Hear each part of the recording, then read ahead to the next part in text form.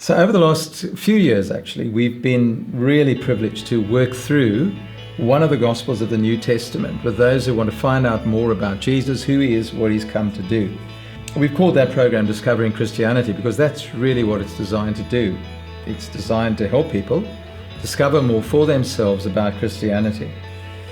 The discovery idea is because we don't want to tell them, this is Christianity, this is what you must believe.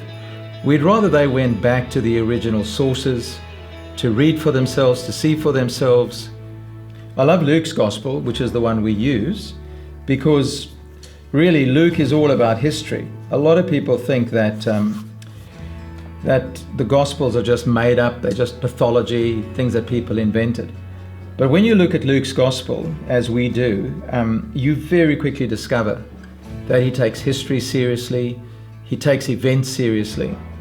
Right in the beginning of his Gospel, he speaks about the fact that he's taken a lot of care to look into things and to research things. He speaks just in the beginning here about those who were eyewitnesses and ministers of the word. He's talking about Jesus. And he's saying that the things that are written down in this book are about Jesus, but he's got them from those who saw with their own eyes and who heard with their own ears what Jesus said and what Jesus did.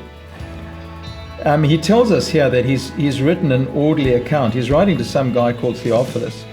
Theophilus, his name really means a lover of God or a lover of the truth about God.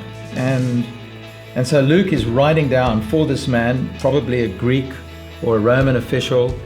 I guess Luke might have been concerned that Christianity was getting a bad press, and he wants to put his case for the Christian faith to this man, Theophilus.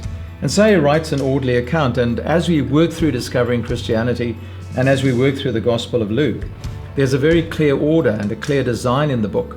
And that really helps one. We quickly discover who Jesus is, so his identity. We discover from Luke about Jesus' mission. Why did he come? What did he come to do? As far as his identity is concerned, we discover big things about him, that he's God's king. And amazingly enough, in terms of his mission, we discover that he came as the king to look for and to save people like us, people who are lost. I love the last word in this opening section of Luke's Gospel because he uses the word certainty.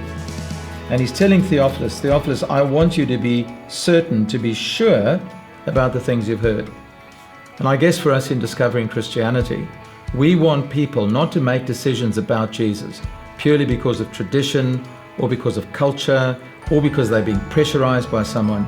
We want them to make their decisions about Jesus because they've come to be sure about him on the basis of history, on the basis of eyewitness testimony, on the basis of a very carefully arranged and orderly account that Luke has put together for us.